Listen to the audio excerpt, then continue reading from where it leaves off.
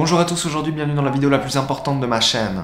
Je dis ça comme ça mais je suis pas sûr en fait, mais je pense que oui. Aujourd'hui j'ai dans ce sac tout ce qu'il vous faut pour débuter la photographie digitale, je précise digitale. Et ce qui est important de retenir, c'est que ce qu'il vous faut vraiment, c'est un outil avec lequel vous êtes confortable de travailler.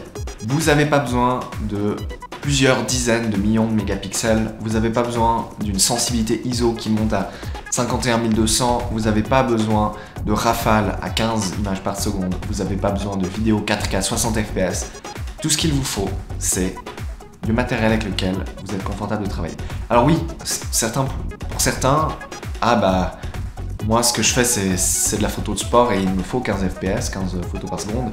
Et ben ok, mettez l'argent. Mais ce que je vais ce qu'il y a dans ce sac, ça devrait vous suffire amplement pour bien débuter la photo. J'ai beaucoup d'amis et de connaissances qui ont débuté la photo à un moment dans leur vie et qui ont pas réussi tout de suite à obtenir les résultats escomptés, qui n'ont pas tout de suite réussi à faire les photos qu'ils désiraient, la qualité qu'ils désiraient, etc. etc. C'est normal, ça prend du temps, c'est comme le dessin. Hein. Le dessin, c'est juste une feuille, un crayon. Hein.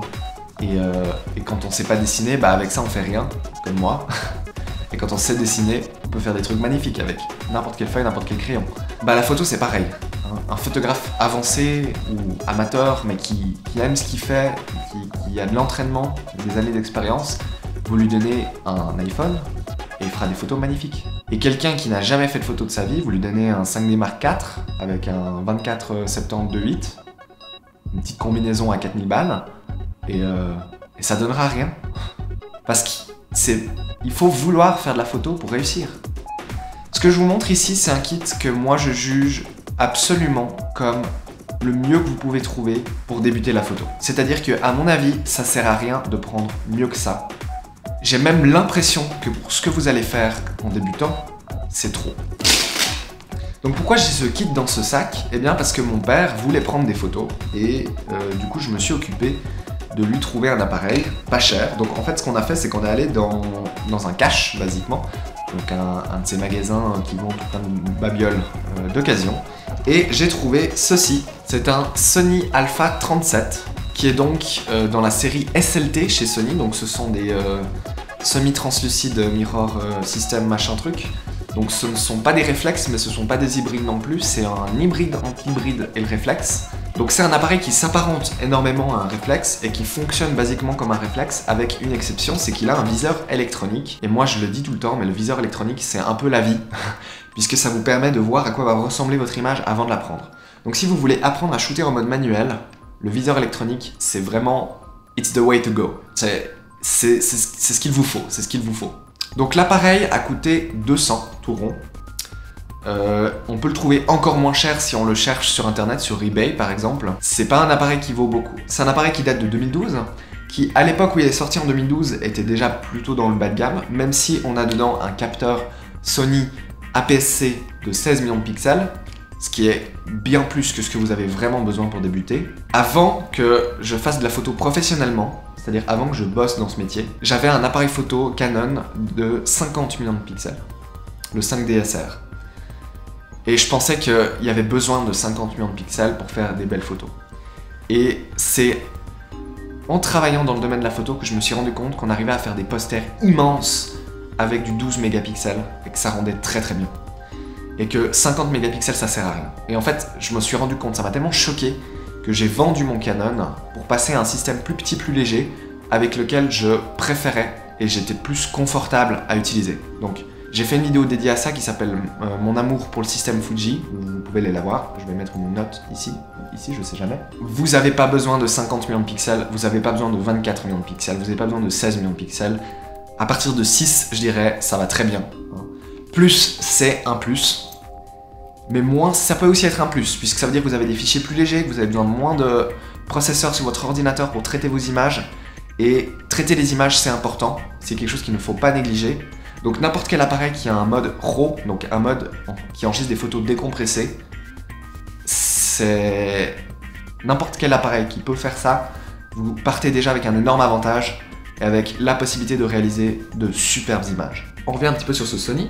Donc on a un viseur électronique qui est donc c'est un viseur qui donne sur un petit écran. L'avantage, c'est que ça vous affiche ce à quoi l'image va vraiment ressembler.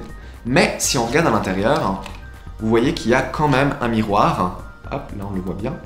Et en fait, c'est un miroir semi-transparent. Donc, les 2/3 de la lumière vont directement sur le capteur et 1/3 de la lumière est renvoyée vers le haut dans un moteur d'autofocus réflexe.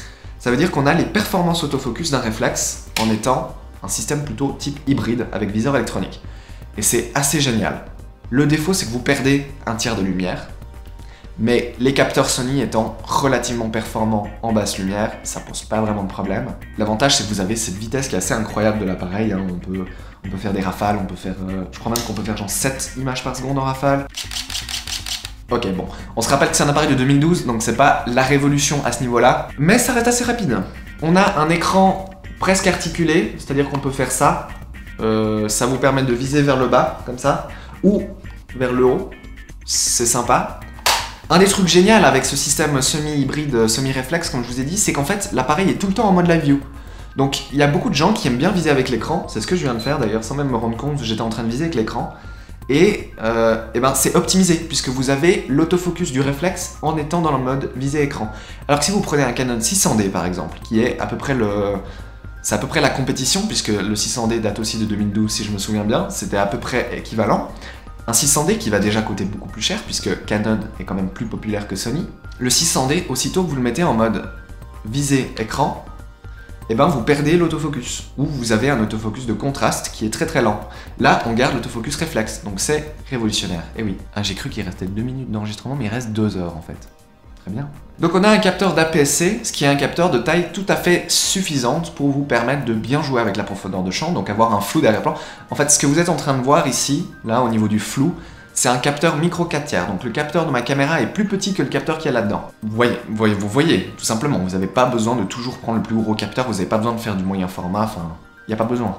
L'objectif qui vient de base, c'est le 18-55, donc c'est votre objectif polyvalent qui sert un peu à tout faire. Optiquement, c'est pas la meilleure chose qu'on trouve, mais pour débuter, encore une fois, vous n'avez pas besoin de plus. La seule et vraie limitation qu'on a au niveau de cet appareil, à mon avis, c'est le zoom, puisque 18-55, eh ben, ça va pas très loin. Donc vous pouvez faire du portrait, mais si vous voulez prendre en photo un pigeon, eh ben, ça va être compliqué. Et vu qu'on adore tous prendre en photo les pigeons, ben, c'est compliqué. Mais, et c'est là qu'on est encore sur quelque chose de vachement cool, c'est comme j'ai dit, cet appareil a une monture... Non, je l'ai pas dit, mais je vais le dire maintenant.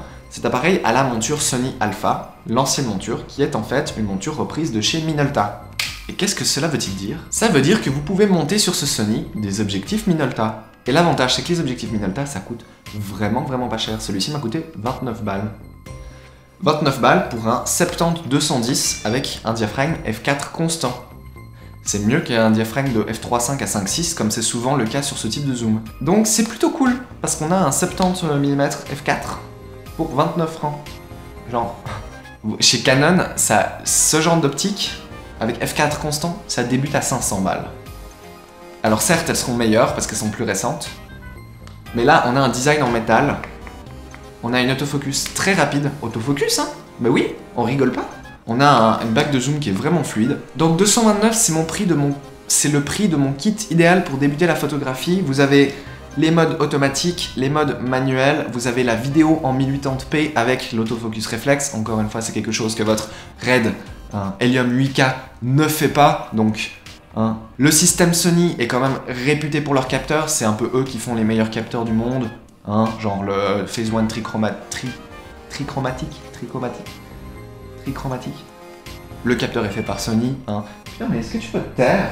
Sony sont réputés pour leurs capteurs. Ici, on a un capteur de 16 millions de pixels qui est très bon. Il est juste très bon. Et on a deux zooms. On a le zoom de base 18-55 et on a le 70-210 qui vous permet de prendre en photo les choses d'un peu plus loin. Et on a le viseur électronique qui vous permet d'avoir cette visualisation de la mise au point et de l'exposition avant même que vous la preniez. C'est vachement cool quand vous voulez shooter en mode manuel. Je vais finir cette vidéo par vous dire que ce qui est important, c'est ce que vous faites et pas ce avec quoi vous le faites. Ce que je viens de vous montrer là, c'est un kit idéal. Ça veut dire que vous pouvez faire encore moins cher. Par exemple, je vous donne quelques exemples. Regardez pour un Nikon D60, regardez pour un Canon 500D. Alors chez Sony, je ne connais pas de modèle plus bas de gamme. Non, vraiment, il y a plein de choses pas chères vous pouvez trouver moins cher que ça encore, qui vous procureront plein de bonheur, photographiquement parlant. Mais ici, j'ai mon petit kit idéal, et 230 balles pour débuter la photo, c'est plutôt bien. Et je vous recommande de ne pas dépenser plus pour débuter, puisque quand vous commencerez à être vraiment expérimenté avec ça, déjà vous allez vous rendre compte que vous n'avez pas besoin de plus pour faire de bonnes photos. Quand vous deviendrez bien expérimenté avec ça, et ben à ce moment-là, vous investirez dans du vrai matériel très cher, qui fait ce que vous voulez. Donc si vous avez besoin de 15 fps, si vous avez besoin d'un autofocus ultra rapide, si vous avez besoin de 50 millions de pixels, j'en passe les meilleurs, à ce moment-là, vous investirez. Mais en attendant, allez, sur ce, je vous laisse avec des exemples d'images.